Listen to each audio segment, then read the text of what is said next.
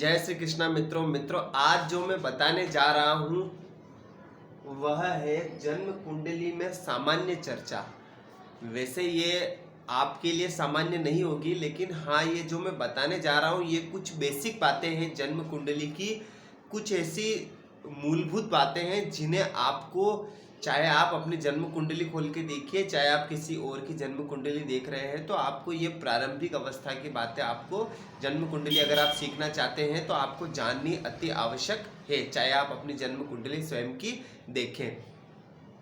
कुछ सामान्य बातें जो मैं बताने जा रहा हूँ मित्रों, ध्यान से सुनिए और वीडियो को लाइक करें, शेयर करें और मित्रों अधिक से अधिक हो सके तो आप चैनल को सब्सक्राइब करें और करवाएं। वीडियो को एंड तक अवश्य देखें।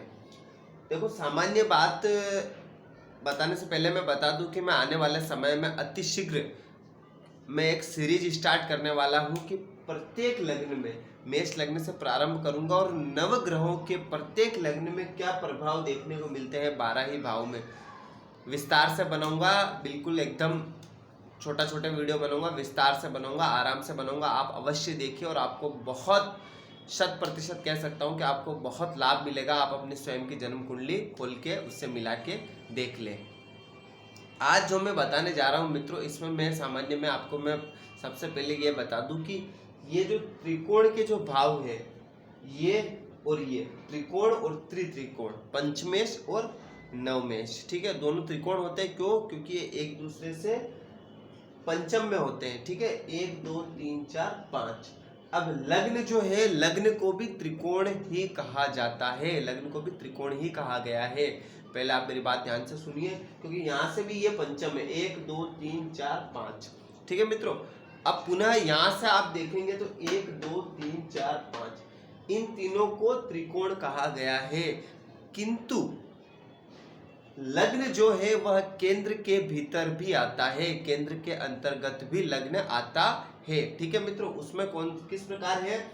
एक यह पहला भाग, चतुर्थ भाग, सप्तम भाव और दसम भाव, ठीक है मित्रों, ये चारों भी लग्न है। तो केंद्र लग्न में भी आता है, त्रिकोण में भी आता है, ठीक है। इसीलिए लग्न को सर्वश्रेष्ठ माना गया है। आप मेरे पुराने वीडियो उठाकर देख लीजिए, मैंने लग्न के बारे में विस्तार से चर्चा कर रखी है। लग्न को सर्वश्रेष्ठ माना गया है। बहुत से ऋषियों के मत में लग्न को बिल्कुल पृथक रखा गया है, न इसको केंद्र में जोड़ा गया है, न ही इसको त्रिकोण में जोड़ा गया है। आता ये दोनों में है, आप दोनों में इसकी गणना कर सकते हैं, ठीक है मित्रों। एक चीज और मैं बता दूं, सर्वाधिक जो बलि होता है वो होता है लग्न, ठीक है।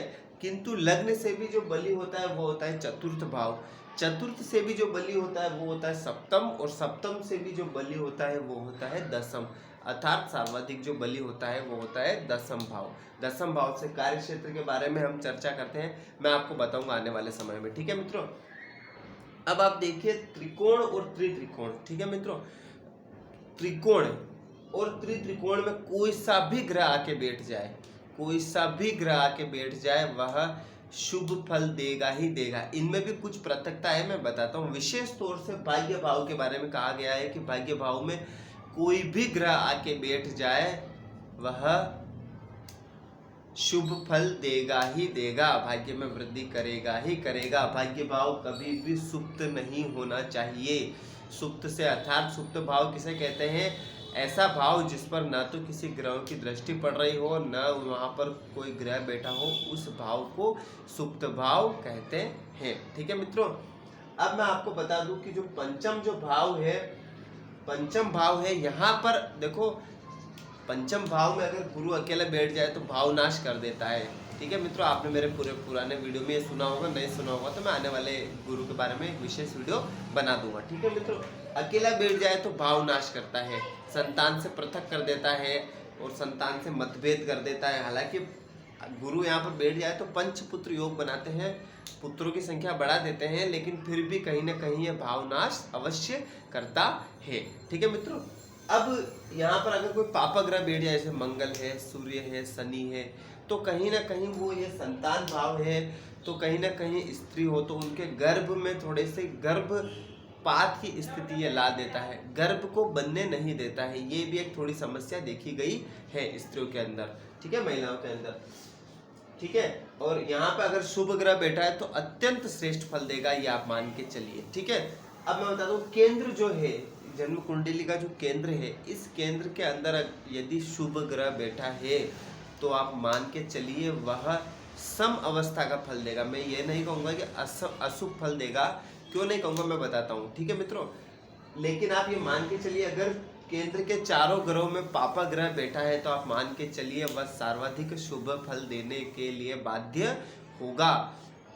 अशुभ फल इसलिए नहीं देगा, शुभ ग्रह अशुभ फल इसलिए नहीं देगा क्योंकि शुभ ग्रह यहाँ पर आकर के अपनी शुभता खो देता है, ठीक है मित्रों। शुभता खो देता है तो वह शुभ फल देने के लिए बाध्य नहीं होता है। हालांकि अशुभ फल भी नहीं देता लेकिन शुभ फल देने के बाध्य भी नहीं होता है, ठीक है मित्रों। अब मैं आपको एक चीज और बता दूं कि ये जो चीजें मैंने आपको बता दी है कि भाग्य भाव के बारे में, पंचम भाव के बारे में और लग्न के बारे में, ठीक है मित्रों।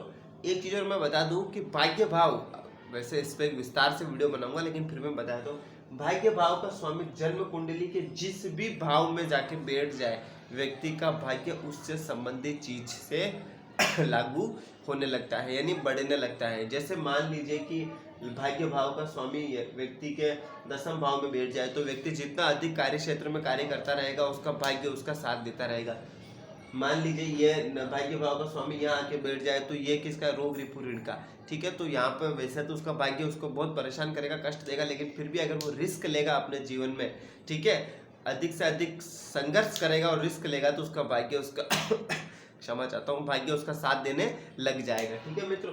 यदि भाग्य यहाँ पर आए संतान भाव में तो जैसे जैसे वह संतान के उसके संतान जैसे ही उसकी संतान जन्म लेगी और बड़ी होगी तो उसका भाग्य बढ़ जाएगा। यहाँ आएगा तो पत्नी, यहाँ आएगा तो सुख। इसके बारे में एक विशेष बड़ा वीडियो बनाऊंगा मैं आपके बारे में, मैं आपको इसके बारे में एक सामान्य जानकारी दे रहा था मित्रों। एक चीज और मैं बता दूं, एक इंपॉर्टेंट सूत्र, छठे भाव का स्वामी, ठीक है, छठे भाव का स्वामी जहां कहीं भी कुंडली में बैठेगा उससे संबंधित आपको परेशानी जीवन में देखने को मिलेगी। विशेष करके केंद्र और त्रिकोण में यदि बैठ जाए तो ये बहुत ही बुरा फल देने के लिए बाध्य हो जाएगा उस भाव से संबंधित, ठीक है मित्रों। इस चीज का आप थोड़ा सा ध्यान रखें, ठीक है मित्रों। इसका अगर धन भाव में जाके बैठ जाए तो व्यक्ति आप मान के चलिए उसका धन कहीं ना कहीं किसी की गारंटी लेने में फंस जाता है, कहीं ना कहीं धन किसी को दे दिया और व्यवहार में रह के और वो धन किसी के साथ मिलके रहा और वो उसने धोखा दे दिया और उसका धन चला गया, तो ऐसी अवस्थाओं में उसका धन जाने की प्रबल संभावना रहती है, विशेष तौर से गारंटर में। क्यों गारंटर में, क्यों, क्योंकि यहाँ का स्वामी यहाँ बैठा, ये हमारा कुटुंब का घर है, हमारी पैतृक संपत्ति का घर है। हम क्या करते हैं, अगले की गारंटी लेने के चक्कर में अपनी पैतृक संपत्ति को भी दाव पर रख देते हैं व्यवहार में आकर, और उस संबंध में फिर अगला देता नहीं और हमें हमारी पैतृक संपत्ति चुका करके उसका धन चुकाना पड़ता है। यह बहुत ही बुरी स्थिति हो जाती है। तो ये आप थोड़ा सामान्य अवस्था के सूत्र मैंने बताया, इसे आप ध्यान रखिए। आने वाले समय में वीडियो और बनाऊंगा, चैनल को सब्सक्राइब करते रहें, वीडियो को एंड तक देखें और बाकी जो मेरे वीडियो हो उनको भी आप देखते रहिए। देखते रहने के लिए बहुत बहुत धन्यवाद। जय श्री कृष्ण।